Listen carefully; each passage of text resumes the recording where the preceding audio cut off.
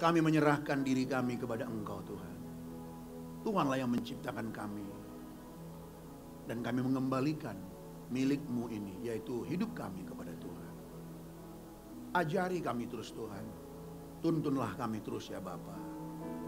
Khususnya sore hari ini, bimbing kami melalui kebenaran firman-Mu. Firman-Mu yang akan terus menguduskan, menyucikan hidup kami. Membuat kami makin hari makin bersih, makin benar di hadapan Tuhan. Makin berkualitas di hadapan-Mu. Hanya firman dan roh-Mu lah ya Tuhan yang memampukan kami. Sebab itu urapilah hamba-Mu yang Kau percayakan ini. Dan urapilah kami semua anak-anak-Mu yang mendengarkan. Sehingga tak seorang pun kami tidak diberkati oleh Tuhan. Dari yang paling muda sampai yang paling tua. Diberkati oleh kebenaran firman. Diubahkan oleh kebenaran firman ini. Di dalam nama Tuhan Yesus kami berdoa. Amin. Silakan duduk Bapak Ibu yang dikasihi Tuhan.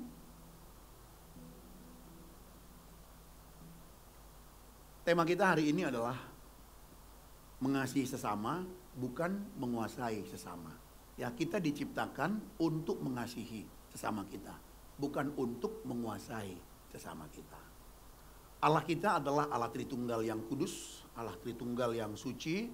Ya, Alkitab banyak mencatat hal itu, bahwa Allah kita adalah Allah Tritunggal. Allah persekutuan, satu kehendak, satu rencana, satu rancangan, satu tujuan, ya, satu. Itulah Allah kita, Allah Tritunggal itu. Nah saudaraku, dan Allah Tritunggal ini Bapa, Anak dan Roh Kudus, sejak kekekalan sampai kepada kekekalan tentunya, Allah yang tetap mengasihi. Ya, Bapa, Anak, Roh Kudus itu Allah persekutuan yang tetap saling mengasihi saudaraku. Nah kemudian Allah Tritunggal ini menciptakan alam semesta dan menciptakan manusia, saudara dan saya. Kita manusia diciptakan serupa dan segambar dengan Tuhan. Nah karena kita diciptakan segambar dan serupa dengan Tuhan, Allah kita adalah Allah yang saling mengasihi sejak kekekalan, maka kita pun ciptaannya manusia yang segambar dan serupa dengan Tuhan itu, kita dicipta pun untuk saling mengasihi saudaraku, sebagaimana pencipta. Kita kan gambarannya. Allah sang pencipta, Allah Tritunggal itu saling mengasihi, maka kita pun dicipta yang serupa dan segambar dengan Dia untuk mengasihi saudaraku yang terkasih. Nah, di minggu lalu sudah saya singgung, seperti saya katakan ya, ini menjadi boleh kita katakan sebuah kelanjutannya. Di minggu lalu sudah sampaikan saudaraku yang dikasihi Tuhan bahwa coba kita membuka Alkitab kita dari Kejadian pasalnya yang kedua. Kejadian pasalnya yang kedua, ayatnya yang ke-23 ya. Ini adalah gambaran bagaimana manusia pertama itu sebelum jatuh dalam dosa, mereka saling mencinta, mereka saling mengasihi, saling menerima satu sama lain. Nah, ayat ini ya bagian yang boleh kita katakan satu ayat yang pokok lah ya, menunjukkan itu. Coba kita baca bersama-sama Kejadian pasal 2 ayat 23. 1, 2 ya. Lalu berkatalah manusia itu, inilah dia tulang dari tulangku dan daging dari dagingku. Ia akan dinamai perempuan sebab ia diambil dari laki-laki. Ayat ini walaupun hanya 1, 2, 3 ayat, tapi kita bacanya satu ayat. Ini mewakili saudaraku bagaimana manusia itu saling mengasihi sebelum jatuh dalam dosa. Saling berpartisipasi. Jadi tidak ada yang pasif. Semuanya berpartisipasi, ambil bagian untuk saling mencinta, saling mengasihi itu. Inilah dia tulang dari tulangku. Itu satu ungkapan kebahagiaan yang saya sampaikan di minggu lalu. Ini adalah satu ungkapan kesukacitaan melihat sesamanya. Ketika Hawa dibawa kepada Adam, ini adalah satu ungkapan kesukacitaan. Kalimat ini dia tulang dari tulangku, daging dari dagingku. Ini satu ungkapan apa? Penerimaan, ada cinta kasih. Orang bisa menerima karena cinta kasih, saudara. Dia bisa menerima. Dan Adam tidak asing melihat wanita ini. Ini mah tulang dari tulangku. Ini bagian dari diriku. Nggak asing dia. Tidak asing, saudaraku. Jadi sebelum kejatuhan, fellowship sesama itu luar biasa. Ada satu sukacita dalam relasi itu, ada saling mencinta dalam relasi itu. Seperti lagu yang menjadi lagu wajib kita, bukan? Ada di bagian refnya. Mulailah dari rumah rumah, memperagakan cinta. Sama-sama yuk, saling mengasihi, saling menyayang. Saling menyayang, saling mencinta.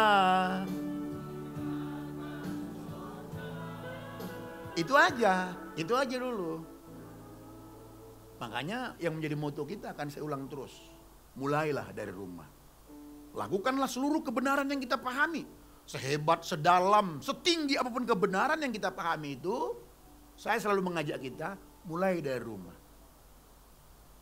Jadi keluarga pertama di Taman Eden itu saling mencinta, saling menyayang. Tidak asing melihat pasangannya. Ini bagian dari aku. Ada satu sukacita melihat pasangannya. Ada satu penerimaan melihat pasangannya. Melihat sesamanya. Dalam konteks keluarga itu kita bilang pasangannya. Tapi juga kita harus bawa kepada konteks yang lebih umum sebagai makhluk sosial. Jadi sukacita melihat sesamanya. Nah, saya berharap dalam komunitas kita yang masih kecil ini, satu sama lain kita melihat sesama kita yang ada di sini, dan nanti keluarga kita dan di luar sana, siapapun itu, kita harus melihat mereka dengan sukacita.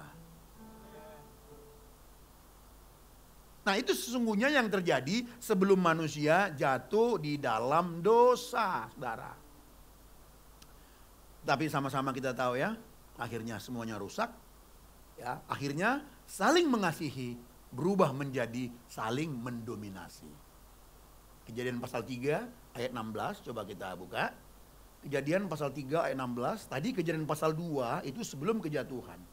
Sekarang kita memperhatikan Alkitab kita, kejadian pasalnya yang ketiga ayat yang ke-16. Ini adalah hukuman yang diberikan kepada Hawa. Tapi ini menjadi poin bagi kita. Ya, untuk melihat relasi antar sesama itu setelah jatuh dalam dosa. Nah, kita baca bersama-sama. 1, 2, ya. Firman-Nya kepada perempuan itu, susah payahmu waktu mengandung akan kubuat sangat banyak. Dengan kesakitan engkau akan melahirkan anakmu, namun engkau akan birahi kepada suamimu dan ia akan berkuasa atasmu. Setelah jatuh dalam dosa, kita lihat ini penghukumannya. Kepada wanita itu dikatakan bahwa susah payahmu waktu mengandung buat banyak. Ibu-ibu yang sudah melahirkan dari hamil, kira-kira waktu mengandung susah payah banyak nggak? Atau enggak? Biasa aja itu Pak. Pasti, ya dong. Ya saya enggak tahu ya apakah itu mitos. Apa itu namanya itu yang itu apa namanya? Mual. Bukan mual, mengidam. Itu kan nggak tahu itu mitos atau enggak tuh. Kalau suami-suami, elah itu mah pura-pura aja itu dibuat-buat supaya ngerepotin. Nggak juga kali ya. Saya pernah dengar satu kesaksian dari seorang pendeta. Ya, ini saya waktu dengar kesaksian itu terpingkal-pingkal saya mendengarkannya. Jadi istrinya ngidam. Waktu istrinya itu ngidam di gereja, tahu nggak apa? Jemaat mereka itu, majelisnya, ada satu orang kepalanya botak. Nah, ngidamnya istrinya ini minta biar kepalanya dipegangin botaknya. Coba bayangin nggak sebagai gembala. Majelisnya ini lebih tua dari dia. Aduh, dia sebagai gembala, walaupun saya gembala, itu kan orang tua. Ini istriku gimana sih kok ngidamnya minta kepalanya dipegangin botaknya?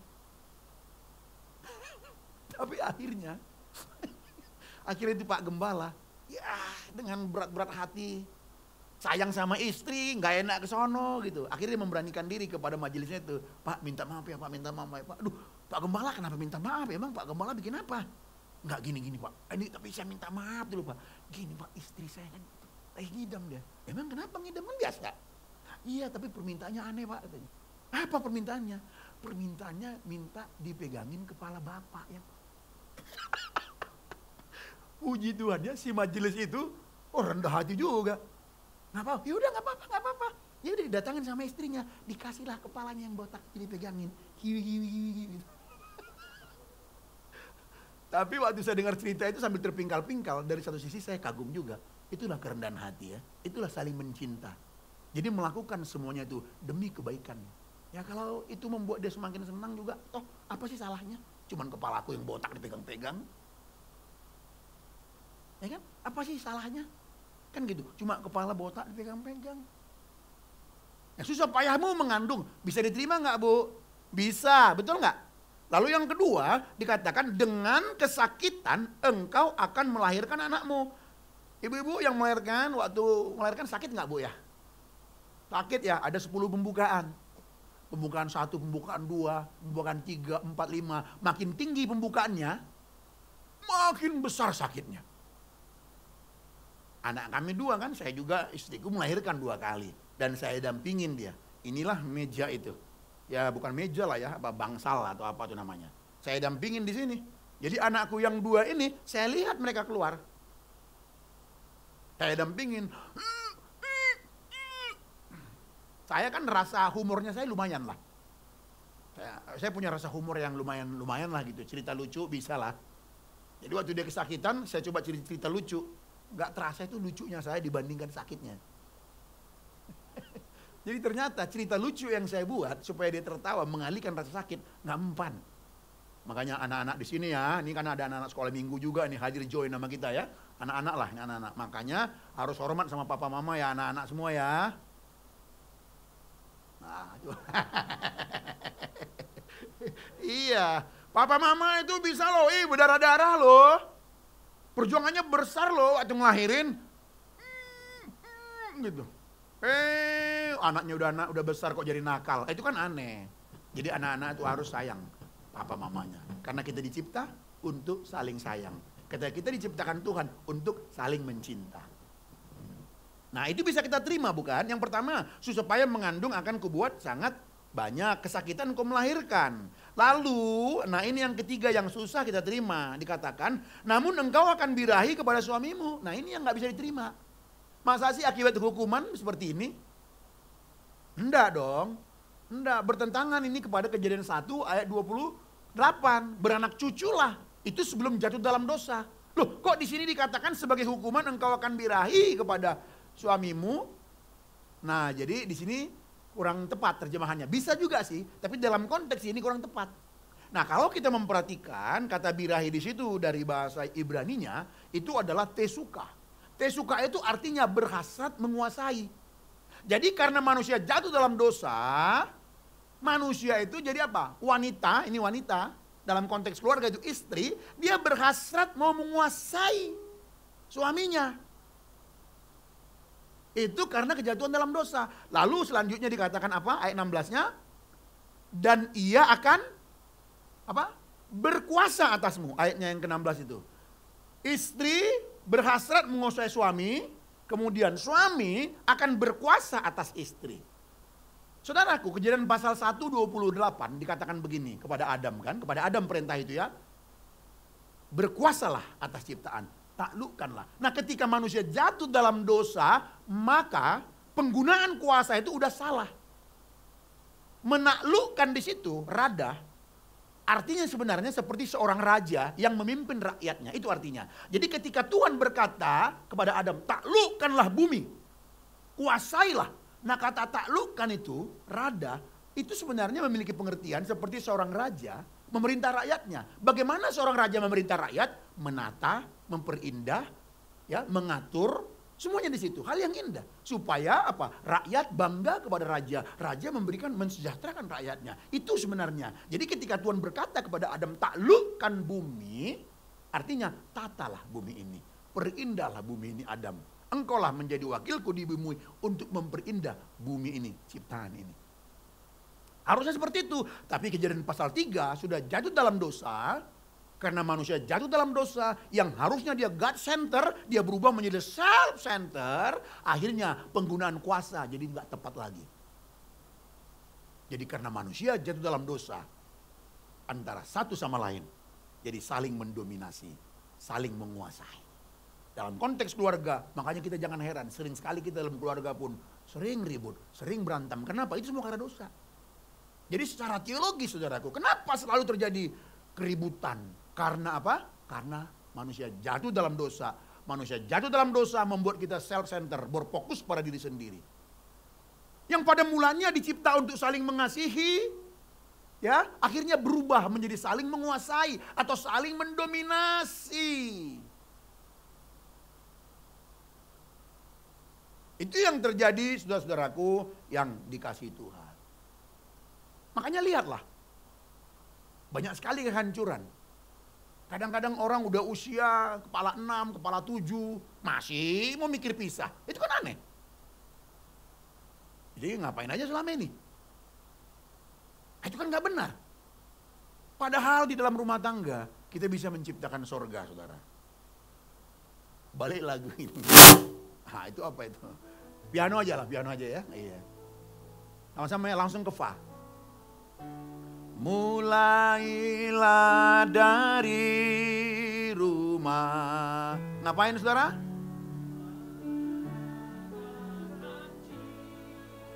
Yang bisa suara 2, suara 3, ayo saling menyayang. Saling mencinta. Saling mencinta. Iya. Itu aja dulu biar hafal. Tapi kok bisa salah kuncinya? Masih manusiawi lah, ya kan? Ya. Saya sama Pak Boen ini pelayanan udah bekarat. Bareng. Udah bekarat, artinya kalau bagi saya 20 tahunan itu udah bekarat dong. Dari dia zaman gondrong rambutnya, sepatunya sepatu McDonald gitu kan. Iya. Baru kali ini lo salah nih, itu maksud saya. Makanya nggak, kok bisa ya gitu. Artinya apa? Ya itulah manusia ya. Nah, jadi ketika kita melihat teman kita ada salah, kita nggak langsung pakai telunjuk ini menunjuk-nunjuk dia. Karena kita dicipta bukan untuk tunjuk-tunjuk orang. Kita dicipta untuk saling menerima, saling menyayang. Sekalipun ada yang bikin salah. Itu saudara. Nah, langsung ke fa. Mulailah dari rumah. Memperagakan cinta. Pecah dong suaranya. Saling menyayang. Saling menyayang. Saling mencinta. Ciptakan sorga. Coba. Kan gitu saudara ya. Tapi kita suka manusia itu karena jatuh dalam dosa jadi saling mendominasi. Manusia itu ingin memanfaatkan orang lain demi kebaikannya, demi keuntungannya, saudara-saudaraku yang dikasihi Tuhan. Itu sangat mengerikan sekali sebenarnya. Kalau kita memperhatikan kamus bahasa Indonesia, kata mendominasi artinya adalah penguasaan, ya, penguasaan pihak yang lebih kuat terhadap yang lebih lemah. Dan sering terjadi itu. Yang kuat suka menguasai yang lemah. Memanfaatkan, memperlakukan yang lemah dengan tidak senonoh untuk kepentingan dirinya. Padahal Roma pasal 15 ayat 1 sudah ada belum dia? Gak bisa ya. Berarti minggu depan tanggung jawab dia ini mesti ada. Coba kita buka Alkitab kita dalam Roma pasal 15 ya. Roma pasal 15 ayat 1. Sekali lagi, saudaraku, mendominasi menurut Kamus Bahasa Indonesia penguasaan ya pihak yang lebih kuat terhadap yang lebih lemah. Padahal Alkitab berkata apa? Roma pasal 15 ayat 1. Kita baca dengan keras sama-sama. 1, 2, ya. Kita yang kuat wajib menanggung kelemahan orang yang tidak kuat. Dan jangan kita mencari kesenangan kita sendiri. Kalau saudara kuat, pikulah kelemahan orang lemah. Dan masing-masing kita punya kekuatan. Saya punya kekuatan yang tidak dimiliki oleh Ari. Ari punya kekuatan yang tidak saya miliki. Semua kita. Jangan pernah kita melihat aku nggak bisa apa-apa. Enggak, kita bisa kok. Kita masing-masing punya kelebihan. Itulah sebabnya Alkitab berkata kita ini diciptakan Tuhan unik. Unik itu maksudnya apa? Berbeda dari yang lain. Ada sesuatu yang tidak kita punya dimiliki orang lain. Orang lain punya, kita tidak miliki. Dan kita diciptakan Tuhan untuk mengasihi seperti itu. Untuk saling menghargai seperti itu, saudara-saudaraku. Ya, jadi orang mendominasi itu ingin orang lain tunduk kepadanya. Ya, dia nggak mampu mendengarkan orang lain, nggak mampu menghargai orang lain, nggak mampu mendengarkan pendapat atau pandangan orang lain. Dia selalu memaksakan kehendaknya untuk dituruti, memperbudak orang lain. Itu manusia, saudaraku. Yang penting kamu ikut saya nggak penting. Kalau dari ilmu psikologi, ada namanya itu Thomas Harris. Dia membuat istilahnya begini dalam relasi-relasi. I am okay, you are okay. Kalau relasi seperti ini dalam berkomunikasi, bagus. I am okay, you are okay. Tapi yang orang yang suka mendominasi ini, ya Thomas Harris mengatakan begini, I am okay, you are not okay.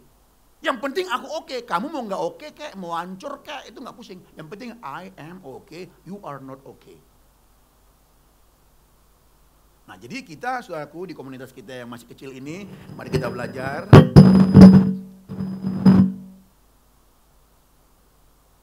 Itu namanya gampang. Ya kan? Nah jadi kita mari saudaraku, ya yang masih komunitas kecil ini, kita belajar saudara-saudaraku. Kita belajar untuk bisa belajar mendengarkan orang lain.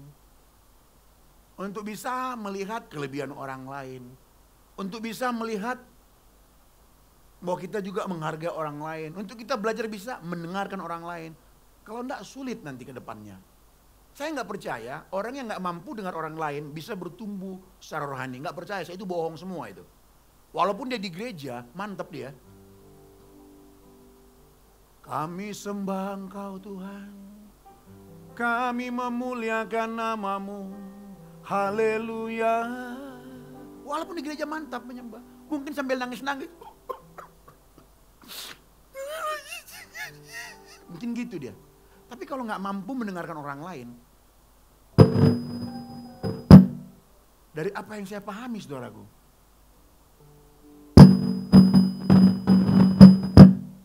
gak mungkin dia bisa bertumbuh rohani. Gak mungkin saudara. Nah ini menjadi pertarungan kita sebagai anak-anak Tuhan, saudara-saudaraku yang dikasih Tuhan. Nah, tapi kita bersyukur kepada Tuhan. Ya, kita bersyukur kepada Tuhan bahwa Tuhan Yesus datang dari sorga. Sepertinya mesti ganti dulu nih. Ada problem pasti. Pinjam satu mic-nya. Ya.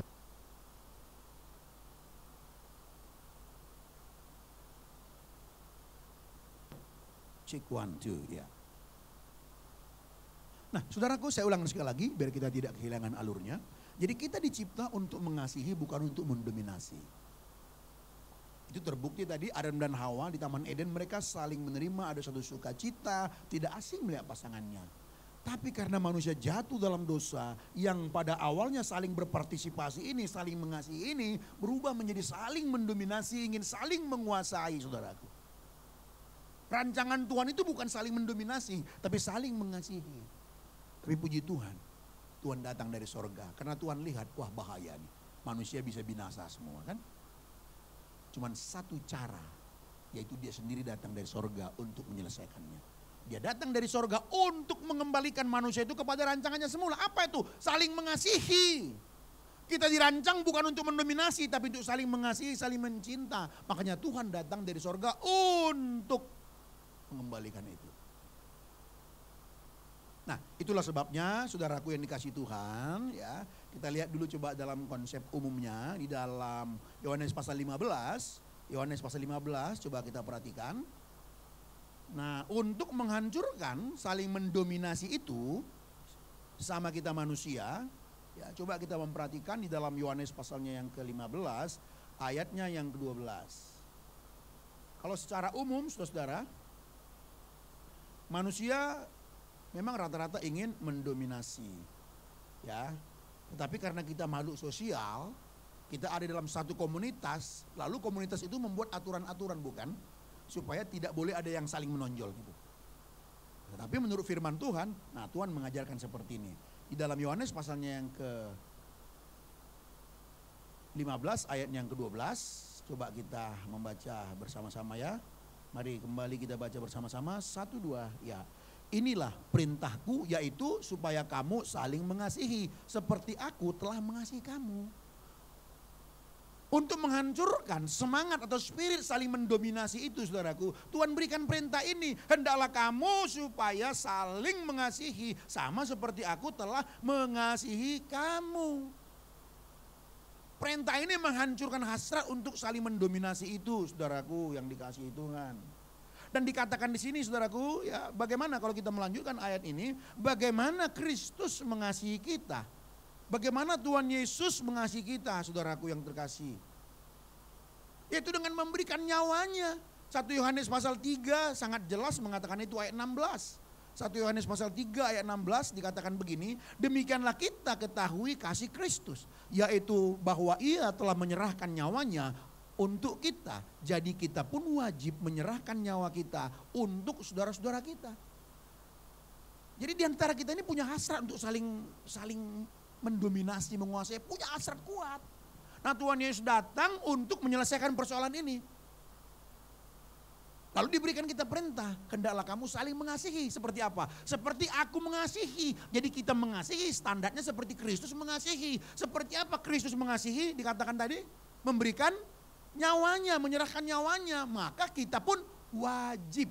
Kata wajib itu diterjemahkan dari kata Yunani ophelo. Ophelo itu bisa diterjemahkan hutang. Hutang itu adalah sesuatu yang harus dibayar. Tidak bisa tidak, harus dibayar. Jadi masing-masing kita orang-orang yang berhutang. Jadi siapapun kita di sini adalah orang yang berhutang. Apa hutang yang harus kita bayar? Yaitu mengasihi sesama kita. Boleh lihat kiri kanan dulu? Nah itulah orang yang harus kau kasihi. Ah, gitu. Ya kan? Jangan sampai saya nyanyi lagi bagian refnya. Ini baitnya ada baitnya. Ini baitnya ya. Ini kan saya ciptakan saudaraku kan dalam perenungan-perenungan tentunya kan. Di mana orang bahagia ketika dia tahu dia dicinta. Dicinta membuat kita bahagia. Oleh karena itu, cintailah sesama, dia pun bahagia.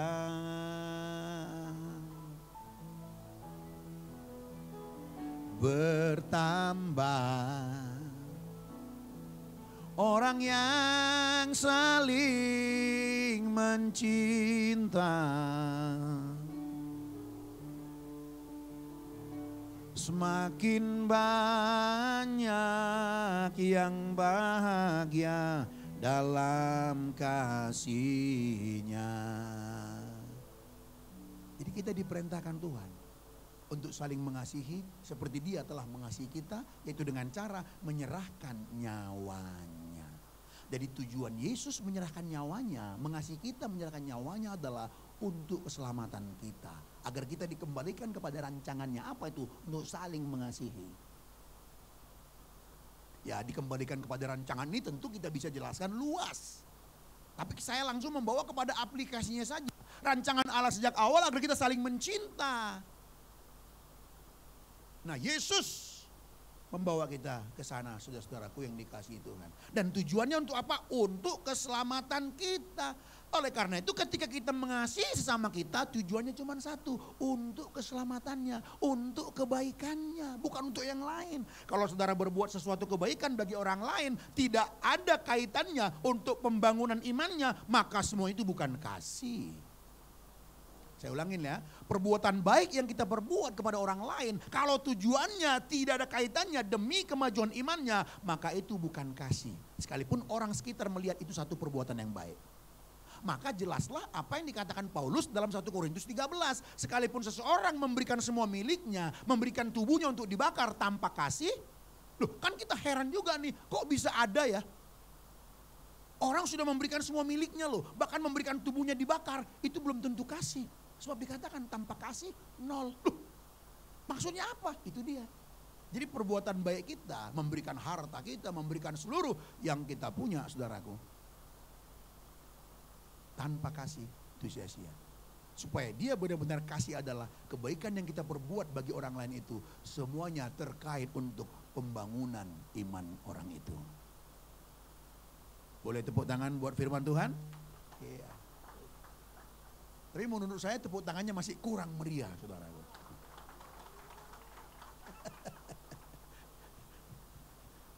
Nah itu, saudaraku. Jadi yang namanya berbuat kebaikan itu bukan sekedar baik, bukan sekedar ngasih uang orang. Saudara ngasih uang buat orang itu good. Saudara tolong orang itu bagus, tapi cek, kenapa kita kasih? Apakah ada kaitannya demi pembangunan imannya? Kalau nggak ada, itu bukan kasih. Dan kita tidak ada upah di situ, saudaraku yang dikasih Tuhan. Nah, saudaraku, standarnya sangat tinggi, yaitu seperti Kristus menyerahkan nyawanya. Nah, saudaraku, tadi kita bacakan dalam 1 Yohanes pasal 3 ya, ayat 16 tadi ya. Ayat 16 ya, coba kita kembali ke ayat itu. 1 Yohanes pasal 3 ayatnya yang ke-16. Ya, dikatakan di situ ayat 16, saya ulang ya. Demikianlah kita ketahui kasih Kristus, yaitu bahwa Ia telah menyerahkan nyawanya untuk kita. Jadi kita pun wajib menyerahkan nyawa kita untuk saudara-saudara kita. Nah, seperti apa sih mengaplikasikannya, kan susah sekali. Siapa sih ini menyerahkan nyawa? Nah, oleh karena itu Rasul Yohanes pun, saudaraku, menyederhanakan atau membuat, kalau boleh saya katakan, tangga lah. Sampai kita bisa sampai kepada menyerahkan nyawa, ya dia kasihlah sederhana, contoh-contoh sederhana. Dimulai dari mana gitu. Ayat 17 jawabannya. Coba ayat 17. 1 Yohanes pasal 3 ayatnya yang ke-17. Sama-sama kita baca lagi. 1, 2, ya. Barang siapa mempunyai harta duniawi dan melihat saudaranya menderita kekurangan, tetapi menutup pintu hatinya terhadap saudaranya itu, bagaimanakah kasih Allah dapat tetap hidup di dalam dirinya? Nah, saudaraku, sampai kita bisa menyerahkan nyawa, Alkitab mengajari sama kita, kalau engkau punya harta duniawi, lalu melihat ada orang lain, saudaramu menderita kekurangan, tetapi menutup pintu hati, bagaimana mungkin kasih Allah ada? Nggak mungkin ada. Nggak mungkin ada, kan begitu. Kalau dalam terjemahan bahasa Indonesia sehari-hari dikatakan begini, kalau seorang yang berkecukupan melihat saudaranya berkekurangan tetapi tidak mau menolong saudaranya itu, bagaimana orang itu dapat mengatakan bahwa ia mengasihi Allah? Jadi dimulai dari mana, saudaraku? Hal kecil. Ada yang susah, saudara punya, saudara harus tolong dia. Nah, dengan demikianlah kita disebut anak-anak Allah.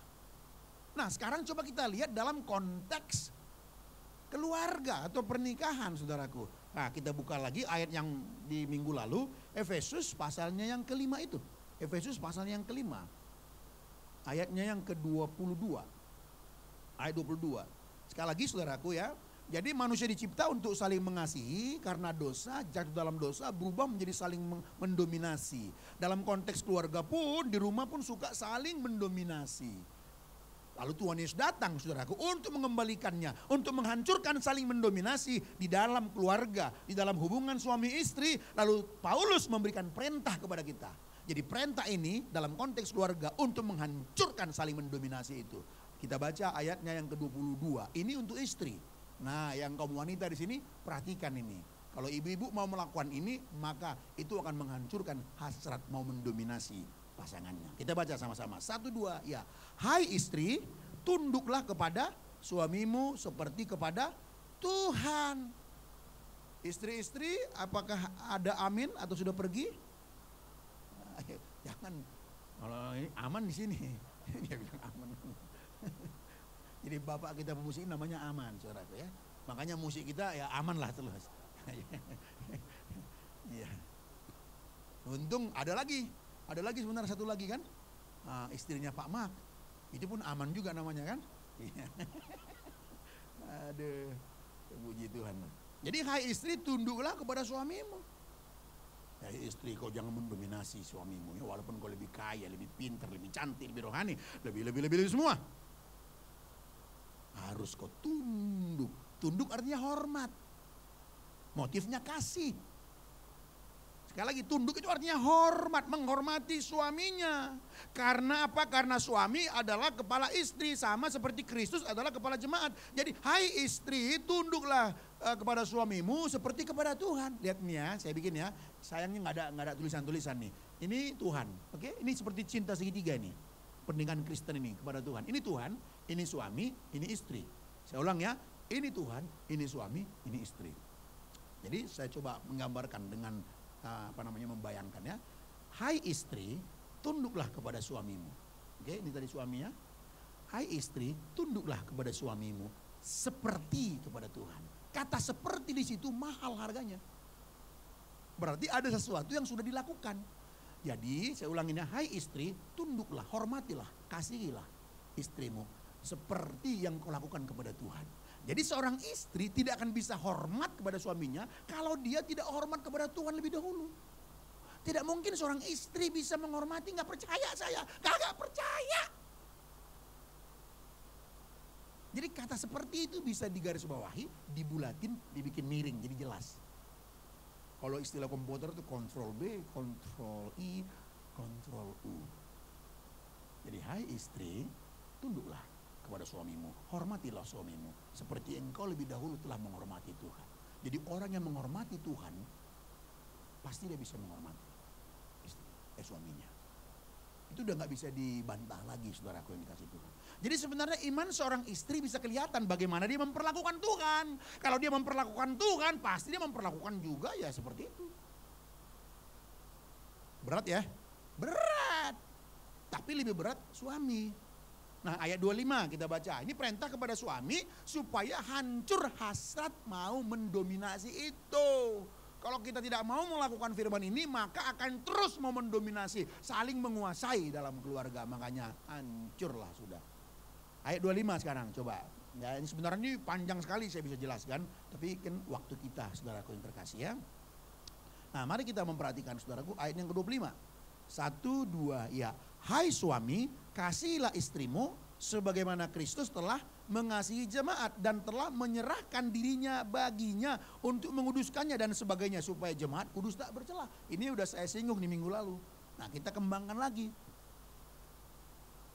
Jadi sekarang ini tadi suami ya, ini suami, ini istri, ya, ini Tuhan. Jadi, hai suami, kasihilah istrimu seperti Kristus mengasihi jemaatnya yang telah menyerahkan nyawanya supaya jemaat ini kudus tak bercelah. Jadi saudaraku, kita suami yang hadir di sini, standar suami ini mengasihi istrinya seperti Kristus mengasihi jemaat, yaitu menyerahkan nyawanya. Jadi standar suami ya mengasihi istrinya, menyerahkan nyawanya. Tujuannya apa? Supaya tadi kalau Kristus supaya jemaat kudus tak bercelah, maka kita pun mengasihi istri kita, menyerahkan nyawanya, memberikan segenap hidup kita.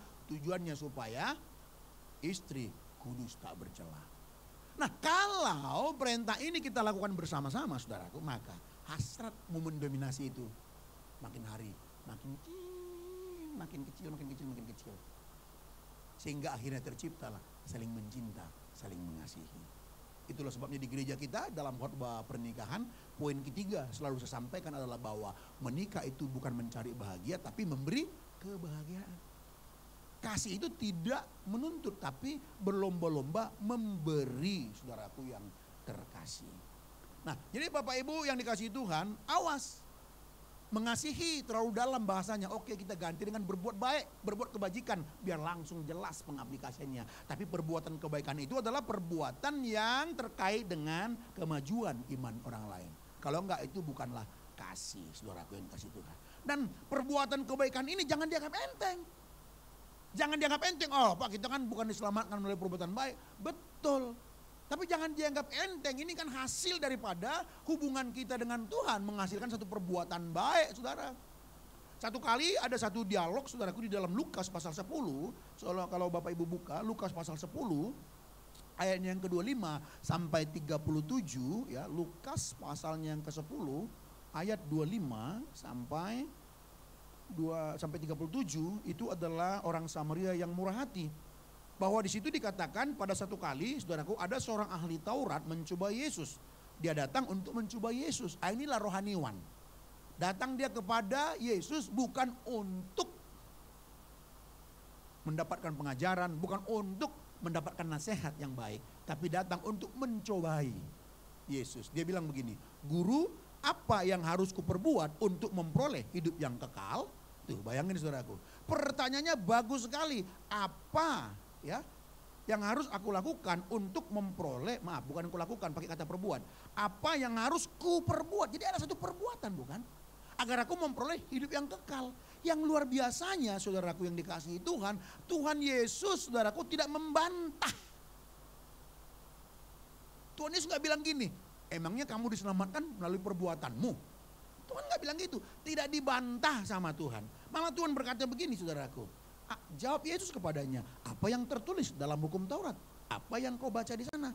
Nah, Tuhan Yesus nggak membantah. Misalnya, saudaraku, dengan mengatakan pertanyaannya atau tidak mengoreksi pertanyaan itu, enggak. Berarti pertanyaan itu sangat tepat sekali.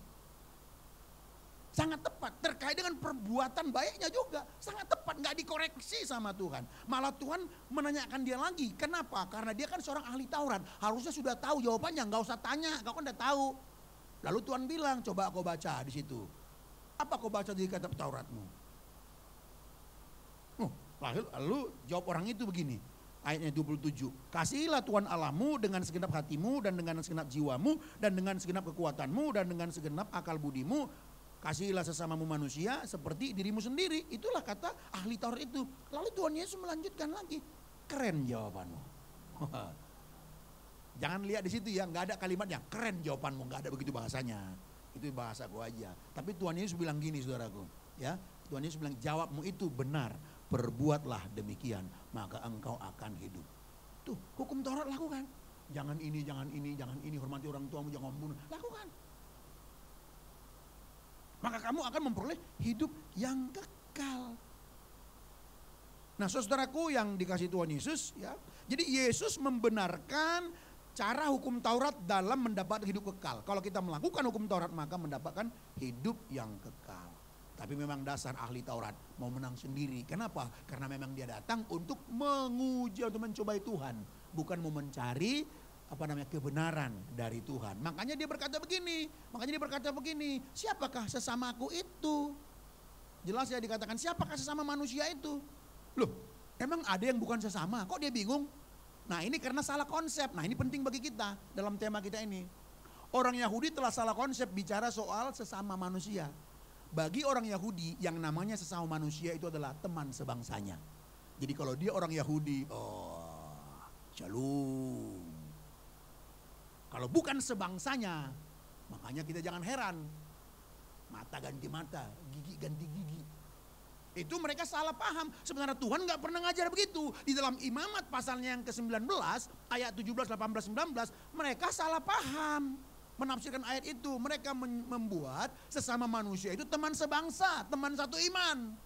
Nah, bagi kita hari ini, saudaraku, bukan hari ini, sebenarnya dari dulu Tuhan ajarkan kepada kita yang namanya sesama manusia itu bukan hanya seiman dengan kita, bukannya sebangsa, tapi siapapun yang namanya manusia adalah ciptaan Tuhan, gambar dan rupa Allah, harus kita kasihi mereka. Tepuk tangan dong kalau begitu. Nah, ini menjadi pergumulan kita bersama-sama ya, saudaraku yang dikasihi Tuhan. Jadi kalau kita membaca kisah ini menarik memang. Makanya di bagian terakhirnya itu nanti di ayatnya yang ke-36, Lukas pasal 10 ayat 36, akhirnya Tuhan Yesus menanyakan kepada mereka, kepada ahli Taurat itu, ya, tentang kisah orang Samaria itu. Ada seorang imam datang melihat orang yang sedang menderita di tengah jalan, dirampok, dia lewat saja. Nah, ini rohaniwan nih. Jadi teman-teman kerohaniwan, hati-hati kita di sini ya. Haleluya, haleluya. Lihat orang susah depan mata, tapi nggak bisa berbuat apa-apa. Bukan nggak bisa, nggak mau buat apa-apa. Lalu lewatlah orang Lewi. Kira-kira kalau Lewi ini kita sebut apa hari ini ya? Apa ini? Orang Lewi ini apa ini? Nah, ya kita lah orang Kristen, kan gitu ya. Nah, yang percaya Tuhan, cuek terhadap orang yang dirampok itu. Lewatlah orang Samaria yang dianggap pengkhianat oleh orang Yahudi, yang dianggap tak layak oleh orang Yahudi. Tapi dia punya belas kasih loh. Dia punya belas kasih. Dia lihat orang itu, aduh, dia rawat, dia nggak takut. Itu resiko sebenarnya.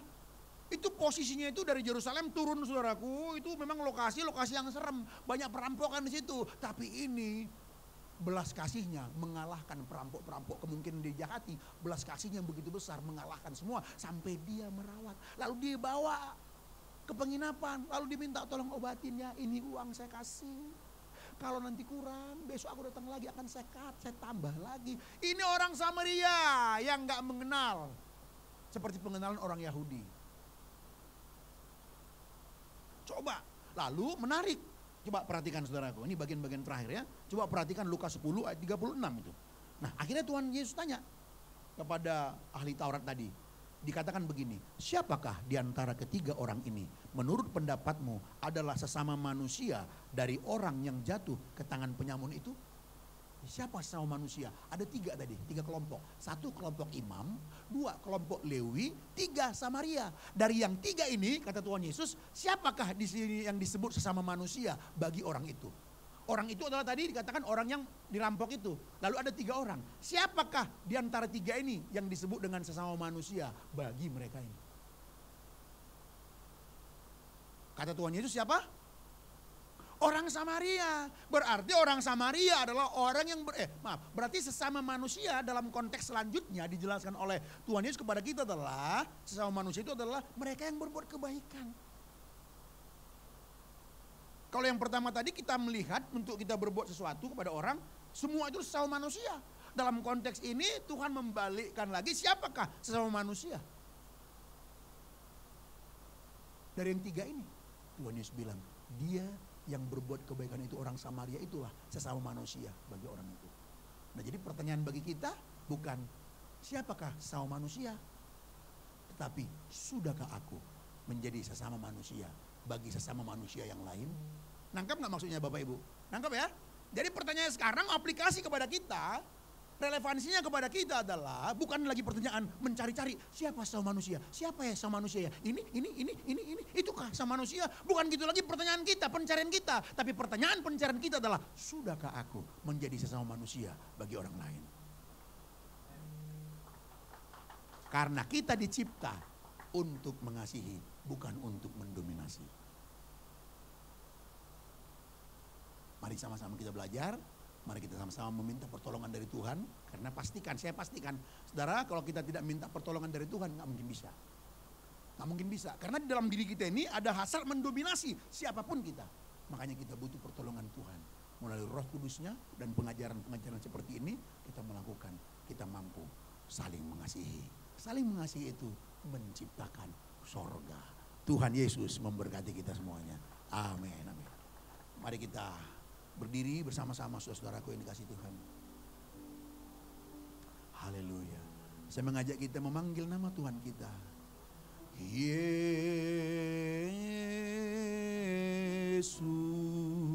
Kita panggil Tuhan kita. Yesus.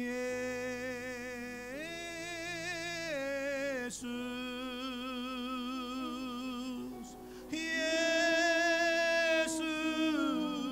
Yesus. Yesus.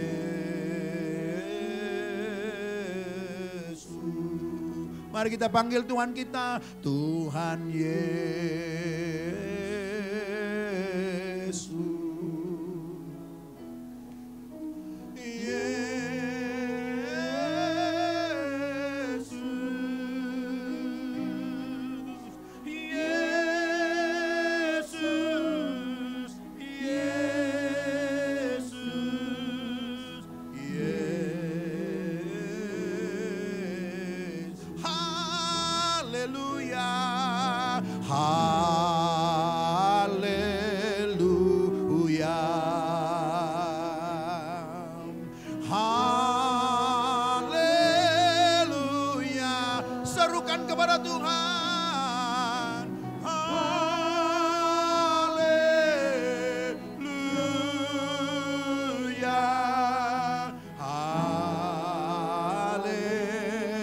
Mari Bapak Ibu saja katakan haleluya.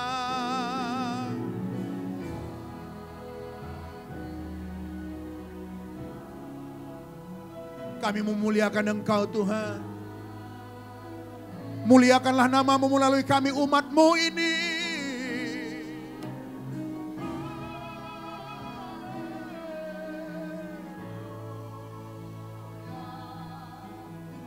Lebih meriah lagi.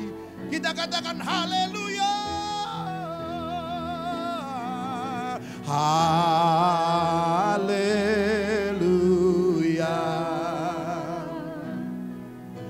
Haleluya.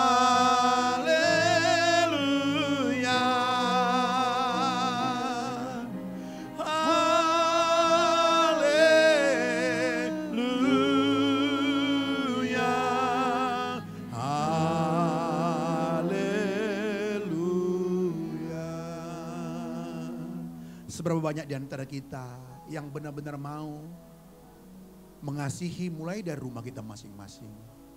Saya pun mengangkat tanganku di depan Tuhan, bahwa aku mau mengasihi mulai dari rumahku, terhadap istriku, anak-anakku, dan orang-orang yang di sekitarku, dan kepada semua orang. Tapi kita mulailah dari rumah. Masing-masinglah berdoa kepada Tuhan. Katakanlah, Tuhan, aku mulai dari rumahku Tuhan. Katakan pada Tuhan, mengasihi mulai dari rumah kita. Kami mau. Walaupun kami tahu Tuhan hasrat mendominasi itu ada di dalam kami. Kami mau mengalahkannya. Kami mau menghancurkannya. Tuhan. Haleluya. Haleluya. Haleluya. Haleluya.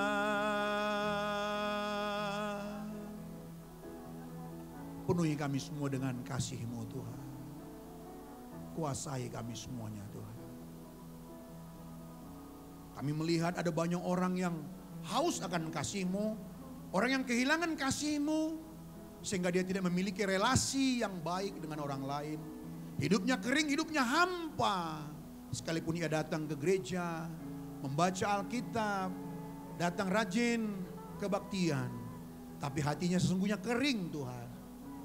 Kalau itu ada di antara kami mohonkan Tuhan, bebatlah ia, penuhkan dengan kasih-Mu Tuhan. Penuhkan dengan kasih-Mu. Karena disitulah kebahagiaan kami. Ketika kami mengasihi Tuhan dan mengasihi sesama kami. Terima kasih Bapa. Kami akan melakukannya bersama-sama Tuhan. Di dalam nama Tuhan Yesus kami berdoa.